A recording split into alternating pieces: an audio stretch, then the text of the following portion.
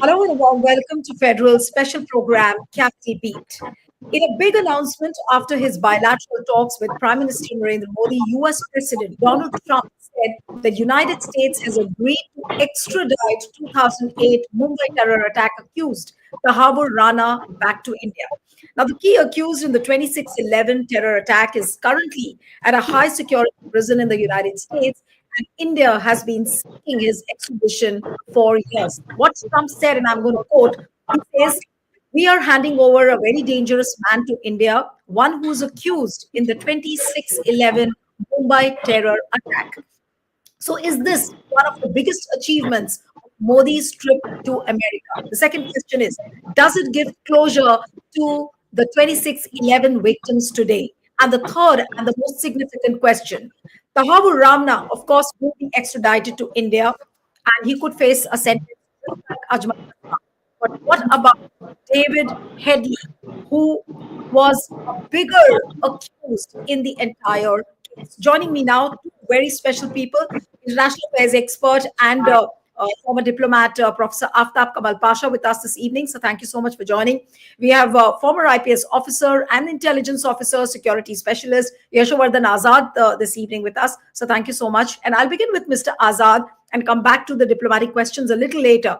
Mr. Azad, the extradition of Tahawwur Rana, how big is this achievement on the part of the Modi government? And of course, the biggest question, does it give closure to the 26/11 victims?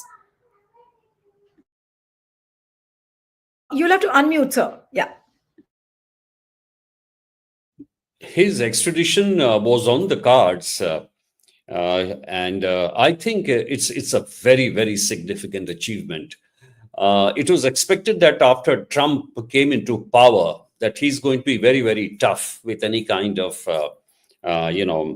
acts of terrorism anywhere in the world.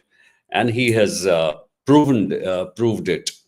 Especially during the visit of Mr. Modi, it becomes more significant because we have been raising this issue, time and again, ad nauseum, all over. In fact, our NIA has published so many dossiers which have traveled to so many capitals, giving complete, concrete evidence against the actors in the 26/11. But of course, Pakistan did not respond and always said that we do not have sufficient evidence.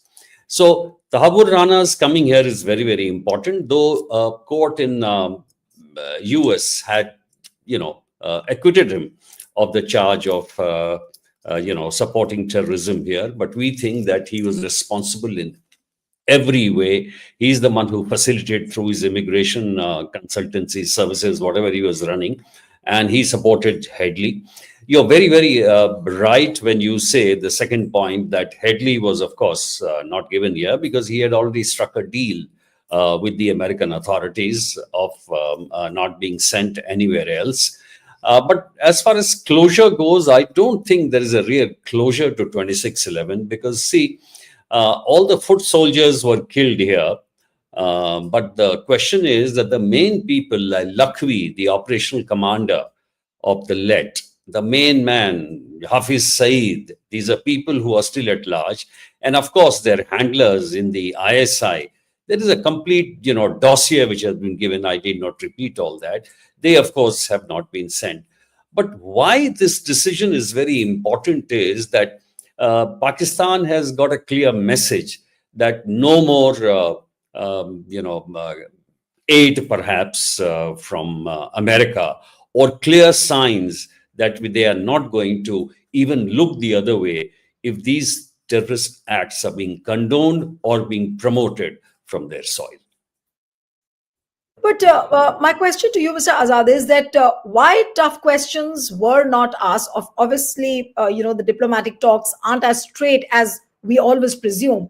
But why couldn't the Modi government ask questions from Trump on David Headley as well? Because everybody knows that Headley has been in a protective custody. He enjoys the Minnesota jail with all the facilities over there. And he's a Canadian citizen. So why not questions on Headley as well? Well, one of the most important reasons is that he was already an asset for the deep state within the United States of America. And that is why, and he was in a different case. The other, I think the drug authorities, the federal drug authorities had him as an Yeah. asset. So he was already playing a very crucial role for the deep state over there. In that respect, I suppose that is more important to keep your own yard safe, because if he would have come to India and we would have interrogated Headley, a lot of dirt would have come out, and that, of course, America cannot allow. So that is perhaps one of the main reasons why he was not been. If he was just So an which means ordinary no, but criminal, then so which means that we see it as a partial victory, or the way it's being tom that look, this is one of the biggest achievements of Modi's America trip. So this looks like a partial victory then. no, absolutely. That's why I said there is no closure to the case of 2611, because the Yes. main, he was a facilitator. He organized Headley's visits. He gave him those visas and, fraudulent all kind of cards and papers. But the real men who plotted, who conducted the operation were from there, which people we were listening here. I mean, as to what directions were being given to the foot soldiers. And they were these guys who were from the LET. The Lakvi was the operational commander, and their ISI handlers. The names, everything have been given, and the Hafiz Saeed, who's the main plotter. So these Right. people, if they have not come, that means obviously there's no closure. Right. So there's no closure, you're saying, but I'll come back to the procedure a little later. I'll come to Professor Pasha.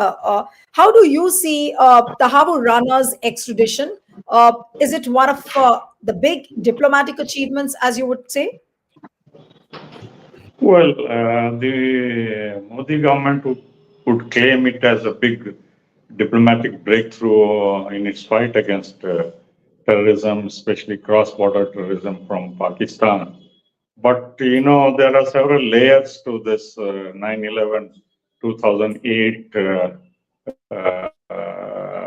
attack on Mumbai, because it was, of course, 10 individuals from Pakistan who are all eliminated, and one sentenced, and Ajmal Hasab.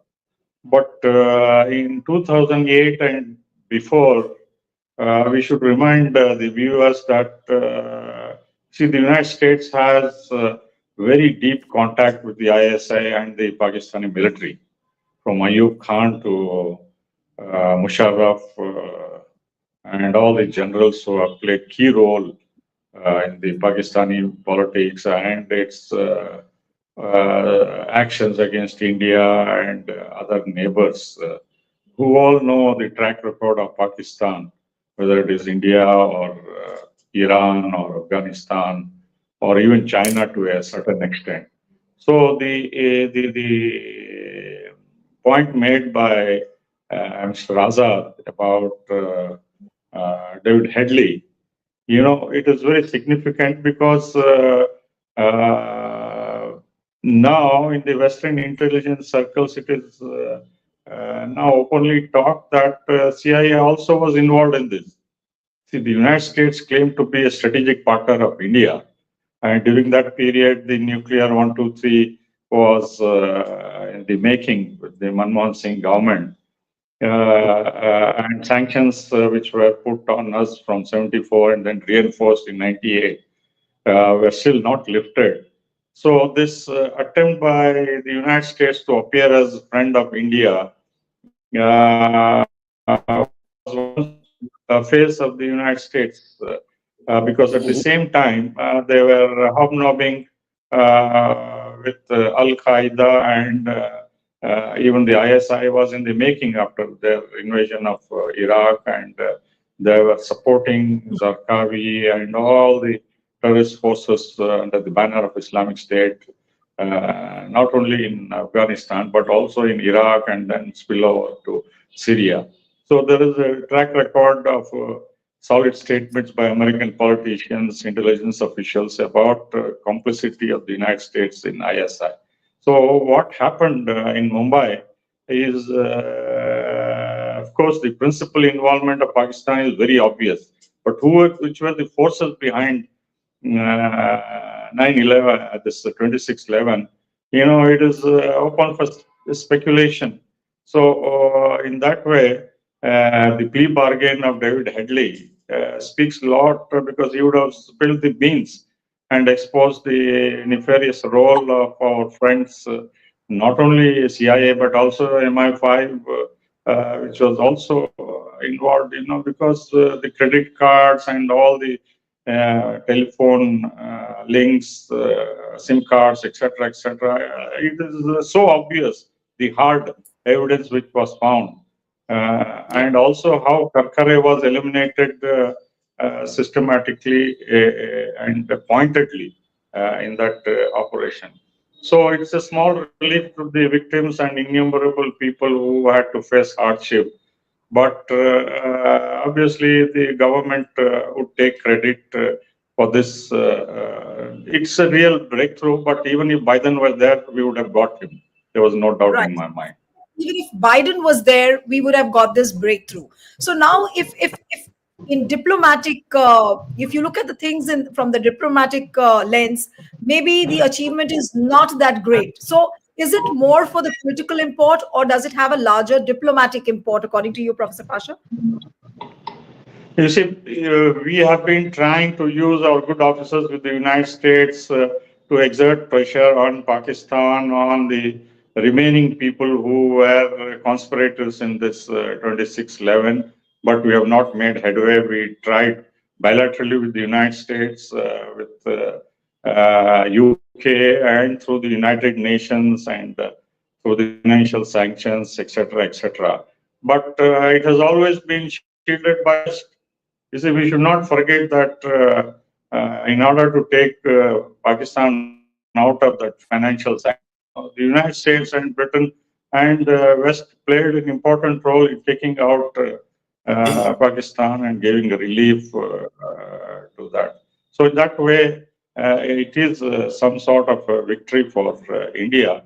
But the quest to get justice and go to the bottom remains an uphill task for Indian governments, and it will take long efforts. And our policy to boycott Pakistan until it dismantles the infrastructure of terrorism and cross-border terrorism, is inflicting the pain for non-cooperation on this issue by Pakistan. Right. But you did mention that getting to the bottom of the case is still looks elusive. Mr. Asad, if I may come to you, why do you think that process is so difficult to get to the bottom? And as you yourself mentioned in your initial submission, that Zakir Rahman, so Lakwi and several others like David Headley, they are still. We do not know whether they will be extradited at all or not. But so, how would you say? How does India get to the bottom of the case, or will India ever be able to reach a stage where they could say that okay, there's a complete breakthrough now on this case, 26/11 case? See, before I answer that, I think a part answer has already been given by Professor Pasha when he made that very important point. That you see the relations between Pakistan and the US, say, between the military, for example, have been pretty cozy. Whether in terms of arms supplies, the supplies and equipment to the army, defense, is very, very important. And because it was supposed to be considered a strategic state in terms of its position, now things are different. US has completely withdrawn from Afghanistan. And maybe now they see a new light. Maybe they see, but again, since the time that Pakistan joined the war on terror after 9/11, in whatever manner you can call it, there is some kind of a friendship which cannot be denied. You see, time and again, you would have seen that they're always refurbished in terms of defense equipment, in terms of fresh aid, in terms of whatever. And we have not been able to break that, connection. Now, I believe personally that Trump has got a different kind of an attitude about these things. Whether it's Gaza, whether it's Ukraine, whether it's anywhere, he's a hardliner on terror. So in that respect, irrespective of any biases, ideology, he will not allow anything happening in Pakistan. But the question of getting these guys from Pakistan, I mean, that cannot force Pakistan to do that. And that's why I think that 2611 will remain a kind of a unfinished chapter. One thing is true that after that, if you see from 2007, the incidents are on our border or on internal, they've gone down considerably. Terrorist incidents, killing, etc., etc. So in that respect, it will come down. And I also think that before a big incident like this, they will hesitate quite a bit, whether it's Pulwama, whether it's an operation like Mumbai. But the crossover that is on the LOC, those things will go on. And let's see how the Trump administration opens up on other deals. Trump is also expected to come to India in a couple of months. Then only we'll get to know exactly the entire picture as to how strong Trump will be on these, anti-terrorist actions. Till Right. then, we will have to manage it on our own. No, but this extradition process, Mr. Azad, how soon will it start? Like I was reading it somewhere that it might start in a few weeks. We could have him back in India in just a few weeks. Do you think that the process is that easy to extradite him from America and bring him just in a matter of few weeks? Now, yes, because the courts have also given a go by to Okay. this in the sense that they have completed their formalities. There is no appeal lying anywhere. And now that the administration has also said yes, so I think it should be a matter of few weeks, because as I had read in the media also that the NIA was preparing to send a team of officials over there, and he'll be coming back here. So, and all those human rights angle of suffering here in jails and all those kinds of things, which even Vijay Mallya was making from London, all that has been sorted out. So I expect she should be here in weeks. Right. But Mr. Pasha, do you see any diplomatic hurdle in this extradition, knowing that he's a Canadian origin American? Any diplomatic hurdle in the process of extradition, according to you? No, I don't think so. There will be any hurdle. You see, Trump is very clear. If he gets something in return, he is willing to go one step ahead to meet the requirements of his opposite number. So, we have preempted his threat to put tariff on our products by willing to buy planes and on economic. Harley Davidson, Yeah. every Yeah. No, that was announced in the budget itself. But the big ticket issue is, we have agreed to balance the trade balance, which was in our favor, which means billions of dollars. Oil and gas, even though we get it at a cheaper rate from the Gulf, and we save about, now we have agreed to buy from America oil and gas, which will cost for each barrel at least $18 more than we would pay for oil from Saudi Arabia or Gulf region. But for the sake of friendship and avoiding Trump's threat to put tariffs, we are going to buy American oil and gas and forego the Russian oil to a certain extent. Sorry to interrupt you, but from what you were saying, I just thought of a question which came to my mind, and that was that basically, if you look at the big takeaways of Modi's visit to America, there's not much to talk about except for that F-35 and extradition. And of course, there's lots to criticize as well. So, do you think that this extradition bid has been handed over to Modi so that at least there's something to say to tell the domestic audience? What would the people of the social media say? What will the right wingers say? So is this a perfect recipe now for the social media and the Modi media to talk about? You see, the Modi government's image was tarnished because of the military plane bringing Indians handcuffed and chained, and there was a lot of criticism of the government. The Prime Minister was accused of not making any statement, and the Foreign Minister made a wishy-washy statement in Parliament and approving of the restraint. saying it is in place by the United States since decades. So all this was not, welcomed. So it was subject to criticism. So now here is the propaganda tool for the Modi government to say, look, our fight against terrorism, against our neighbor, cross-border terrorism, it's a huge victory. No other governments previously were able to bring him back.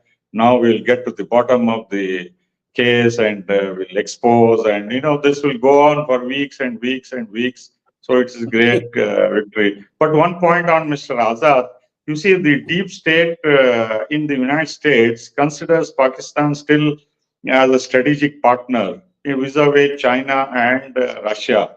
You see, we should not underestimate the China-Pakistan relations and how America looks at it. So the umbilical cord between military and the United States remains fairly strong, and Pakistan remains still a major non-NATO ally, through which intelligence cooperation is at the highest level.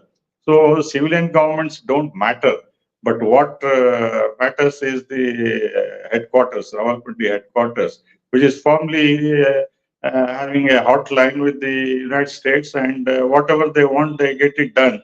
If they want these terrorists who took part in 26/11 to be kidnapped and handed over like Khalid Sheikh, America can do that, but they don't want to do it. They want to still use the Pakistani card against India to extract as many concessions as possible from India in a variety of fields, not only economic now, which is taking shape, but also in the larger picture of Indo-Pacific on China and BRICS. Right, Now, Trump is openly saying that BRICS is dead.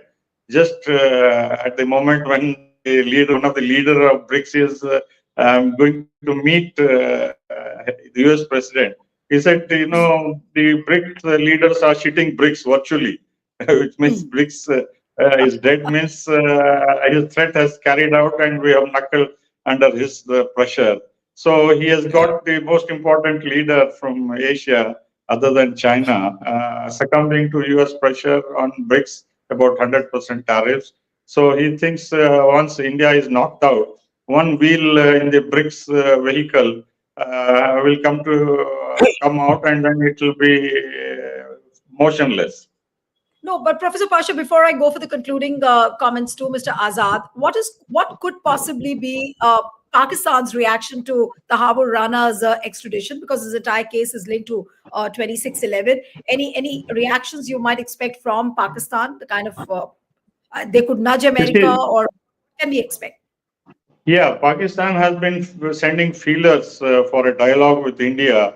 They feel constrained that it has come to a halt and it is frozen. They are offering all sorts of soups to start the dialogue, to start negotiations. They are mobilizing Turkey, Saudi Arabia, Iran, and various countries.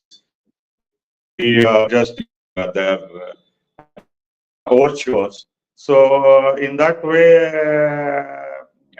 our position is making an impact on them. They should realize that nothing short of return of POK and on terrorism and all the damage, how they have allowed their country to be used against India for decades. If they don't understand good neighborly business, we will act tough. So more flexibility is needed and more realism is needed. And it should dawn on them that they have to learn how to live with a neighbor and not base their relations on the inflated or suppose the support of either America or Britain or China or whatever the OIC countries before they were doing from CENTO, Turkey and Iran and all that thing. So Pakistan should understand that it is only Pakistan, not plus the big powers which they had imagined, and that balloon of external support has been punctured, and they have to realize that they have been cut to size, and accordingly they have to behave as a neighbor. Okay, so the concluding remarks from Mr. Azad. I was reading Devendra Fadnavis's statement where he said that, our jails are waiting for Tahawwur Rana to arrive. And just as Kasab was faced a death sentence, we're ready for all of that. Now, so it's for sure that once he arrives in India, the death sentence will follow suit.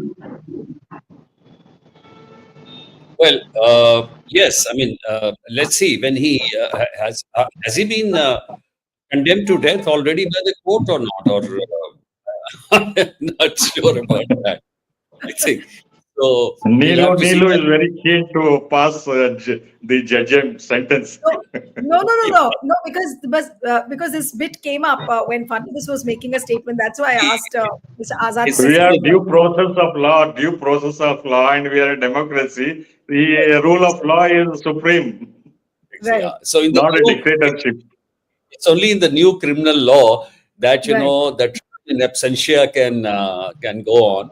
So in that case, the whole process will take, and that's what I'm a little worried about. That here again the same process will go on. But yes, Like Kamal I Kasab will. was lodged in jail for many years, and then only the sentence happened. So it No, might be a similar thing with. no, the advantage here in this case is that the NIA's dossier is absolutely complete. The evidence is everything is ready. It's just a question of trial beginning and then Right. agreeing to the whole process. The other thing which I would like to add is that see, this may not be a closure to 2611, but it is clear signal now. And this signal coming from the Trump administration, and mind you, it's not this government, Modi government. In any case, it would have happened. ठीक है, as Professor Pasha rightly said, the credit will be taken for weeks and weeks. No, it would have happened in any case in Trump administration. But it's a clear signal. It's a clear knock on the face of Pakistan. The third point which you mentioned is that Pakistan trying to make a comment. Of course, they will not, because then their participation in the crime will be clear. So Pakistan will disassociate itself completely from this. And one important point, which the appropriate noises being made even in Pakistan, that there should be a dialogue with Nawaz Sharif saying something, Erdogan saying over there that Kashmir should be discussed between India and Pakistan. Earlier on, he had a different view that, he was speaking and we had taken objection to it. In fact, Osama bin Laden, people still say that it was in the knowledge of the ISI that he was picked up by the American forces and the Navy SEALs. So, given all this, I would say two things. One, it's an excellent thing which has happened at the right time for us. It will give a kind of a lesson to Pakistan not to indulge in some more heroics. And as far as we are concerned, our security grid is very, very strong. So, yes, skirmishes on the border, but otherwise, it will be normal.